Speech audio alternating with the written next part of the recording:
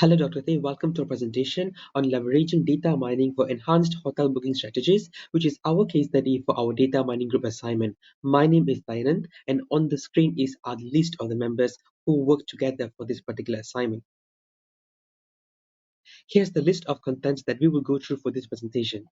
Let's start with the introduction to our data set.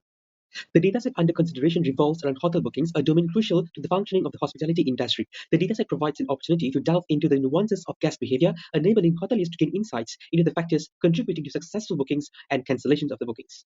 Here are the list of objectives that we try to achieve in this project. Now, moving on dataset selection. The dataset for this project was obtained from Kaggle Source, a well-known platform for data science and machine learning resources. As you can see over here, we have a number of features and also one target variable, which is as booking status, which indicates a flag whether if the booking was successful or cancelled. The justification for choosing this dataset is because it is relevant to the hospitality industry, and we are able to apply this particular project in real world as well using SAS SEMA methodology. And thirdly, potential for predictive analysis, where we're able to predict and understand patterns to optimize the booking strategies. Hello everyone, my name is Ahmed Ishaq and I will be explaining the data understanding part and the samples for the data in our project. Quickly to begin with, this is the structure and the features of our data dictionary. We have 19 rows or 19 fields of name, and for each field we have the description and the data type for each field. And now this is a small representation of the star schema. As you can see, we have the dimension tables and the fact table. The dimension tables surrounding the fact table at the middle, and this is how it's going to be used in our project. For the methodology, we've used the SAS SEMA methodology, which is basically made out of 5 steps: sample, explore, modify, model, and assess. And finally, this is our final model. It's basically a comprehensive predictive modeling analysis. It explains how the dataset is related to the booking of the hotel bookings, and it includes data exploration, processing, and feature engineering, and the evaluation of multiple machine learning algorithms. Out of the 5 steps of the methodology used, SEMA, the first one is sample, which splits the data into subsets for training, testing, and validation. And we get good indication of how well the model can generalize to larger datasets. Then for configuration, we use the stratified partitioning method, and the dataset allocations was 70% for training and 30% for validation. And finally, here are the results of our sampling process. Next, we move on into stage 2, which is explore. So in this particular stage, we conducted 4 different analyses. First, exploratory data analysis. Second, association and sequence analysis. Thirdly, time series clustering and similarity analysis. Fourthly, which is DB-scan clustering using 9. So in the first analysis, which is exploratory data analysis, we have used 2 different nodes, which is stat explore and graph explore. In the stat explore, it allows us to examine the variable distributions and summarize the statistics, key statistics for each variable. All right, as below down over here, you're able to see the summarized statistics for each of the variables presented in our data. Furthermore, the Stat Explore node have reviewed all these results for us. So over here in the first picture, we can see that these 3 variables have abnormally high skewness and kurtosis. And in the second picture, we are able to see that there are some missing values as well, which is 86 rows that we have missing values, which is for average price per room. And in terms of chi-squared statistics, we're able to see the highly significant predictors up until the low or no significant predictors in terms of the booking status. Here are some of the results by running the Graph Explorer nodes. You can see 4 different graphs over here. We have pie chart, we have bar graph, we also have histogram as well. Next, we performed time series similarity and clustering analysis. Before we move into this stage, we have to prepare the data first because our data had some problem. So we have to pre-process it using Talent Data Open Data Integration Studio. With that, we're able to actually extract and load the data and do the transformation where the 3 dates column have been concatenated into one and become a data type formatted over there. And once we have done that, we have the time series prepped data. And with that data, we fed into our time series data preparation node. And in time series data preparation node, we have to configure where the transpose is set by TSID. And after running this node, the result is on the right over here, where it shows that there were a total of 87 time series were created for this particular analysis. After preparing our data from time series preparation node, we fed the data into the time series similarity node, where it reveals 2 different plots. On my left is the similarity index, which shows across the similarity across all the time series that we have, and on my right is where the clusters have formed among the time series over here. So we have achieved the main objective, where we have found out the similarity between the time series and also the time series cluster, which allowed us to understand the booking patterns in different times. Thirdly, we perform the association analysis. So over here, we can see over here on the top where we have to actually prepare the data to make sure that it is set to a transaction type of data. Only then we have to do that. But for the transaction data, we have to prepare it by using Python code, where we have to manually convert each row into a transaction data. And after doing that, we've performed the association analysis, where on the right, we can see the results, where we have 2 different plots, where it shows the support confidence and also the right-hand row and left-hand row over here.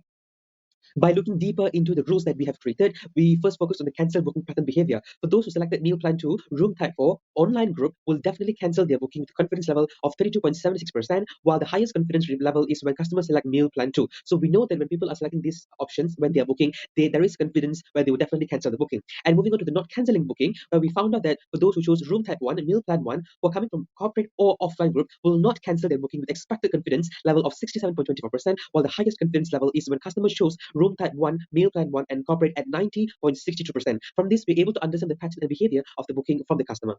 The next thing, we also performed the sequence analysis. Again, the same configuration was used, and what we got from the analysis is that we got the rule description table over here, where we're able to see the sequence, where when they choose room type 1 and meal plan 2, they will definitely choose offline. They're definitely coming from an offline group, all right? And if they are coming from offline group, it's the same thing, where they will choose room type 1 and meal plan 2. And it goes on until for all the rules that it has created by performing the analysis on that particular node. Lastly, in terms of our exploration stage, we also performed DB scan clustering using KNIME. So over here, we prepared the data over here, and then we used all the relevant nodes to perform the DB scan clustering. And then this is result that we're able to find over here. As you can see over here, there are two clusters, and it's actually valid because we had two different groups of types of data, where one is for those who canceled the booking, one who did not cancel the bookings, which makes our analysis valid. Hi, I'm Visalini. I will be presenting about stage 3, which is modify. In this phase, the data is passed and cleaned, then passed onto the modeling stage and explored if the data requires refinement and transformation. For this process, we use Talent Data Preparation tool. Overall, we perform 7 tasks under this stage, which are remove unwanted variable, encode categorical variable, feature engineering, variable preparation, impute missing value, data transformation, and variable selection. So for the first task, which is remove unwanted variable, one variable which is booking ID was identified as an irrelevant variable for the prediction problem. Thus, it was removed from the data using the Talent Data Preparation tool. So moving on to task 2, encode categorical variable. In this task, we will be converting few variables that were in the text to numerical format, as we will be feeding our data to a machine learning model. On the left, we can see some variables which are room type reserve, type of meal plan, market segment type, and booking status, where we need to encode them. On the right, we have attached the result after encoding the variables. So next, feature engineering. Feature engineering is a process of extracting features from raw data to support training and downstream statistical model. So we have created two new features, length of stay and total gas. We have attached a table as an evidence of these tasks for both the features. So after feature engineering, we will be doing variable preparation, where the data loaded into the SAS Enterprise Miner, and after that, we will be preparing the variable by assigning roles and levels to the variable. On left is the table before conducting the task, and the other side is the table after the task. So in the table, you can see the highlighted rows. The highlighted rows are the one that had changes. So following task is about the imputing missing values. This task is important as there were some missing values found in our dataset as indicated at the explore stage. In this stage, we will be using the impute node to handle the missing values. So here we can see the result after imputing the missing values. These findings summarize the imputation process for the specified variable. So the imputed value will be stored in the new variable, and the mean imputed value is 105.011. In data transformation, as indicated in the explore stage, some of the variables were suffering from skewness. Here we use the transform variable node. As highlighted in the explore stage on the high skewness and the kurtosis problem, there are three variables selected for the transformation. From the table, we can see that we use the method log as our transformation method for the selected variables, and in the result, we can see the transform variable have reduced skewness. So lastly will be the variable selection task. We will be using variable selection node. This task is to ensure highly predictive variables are selected for the model. As you can see the table, T-square is chosen since it has a classification problem. As we know, all 19 input variables were considered in the variable selection process, and none of them were excluded. The graph indicates the order of the relative importance of the variable. As we can see, log lead time has the highest importance, while room type reserve has the least importance. I'm Chejawan. Now I will be presenting about the stage 4, which is all about the modeling. As we aim to develop a predictive models to forecast the likelihood of booking cancellation, we have used the machine learning techniques. First of all, we have decision tree. With the use of the decision tree node in SAS Enterprise Miner, we first configure the splitting rule by setting 3 for max branch and use the average square error for assessment measure. So over here, we have the results after running the decision tree node. And the table on the left shows that both datasets achieve misclassification rate of 60% and a maximum absolute rate error of 0.99 and also average square error of 0.11. So besides, the right table also presents the result of the classification. The model achieved a high accuracy for correctly predicting instances where bookings will cancel and are not cancelled. Besides, we also have developed a gradient boosting model using gradient boosting node. So as usual, we set assessment measure as average square error, and the result shows that both trend and valid dataset achieve a misclassification rate of 18% and average square error of 0.13 and also RSE 0.36.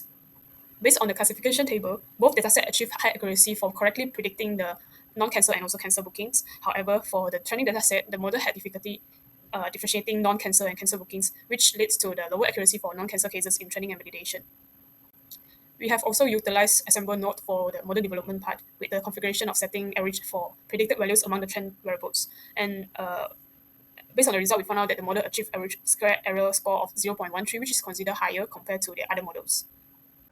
Good morning, Doctor. In this slide, we'll talk about AssessPart.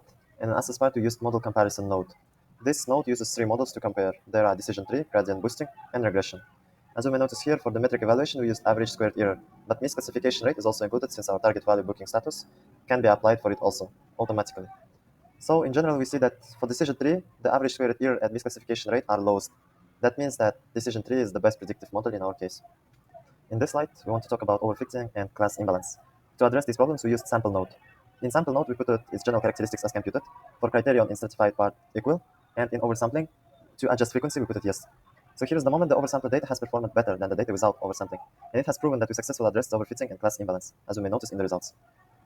So now we come up to the conclusion part, where we discuss about project work. Let's dive into the conclusion. So for the key findings, we observed distinct patterns in booking behavior, shedding light on the factors influencing successful reservations. We didn't forget about understanding customer preferences to tailor services to meet guest expectations.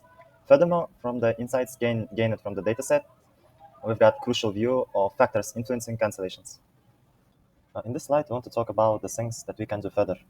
So we obviously can investigate the implementation of dynamic pricing strategies based on historical booking patterns and customer behavior. We also can explore avenues for further personalization in marketing campaigns to target specific customer segments effectively.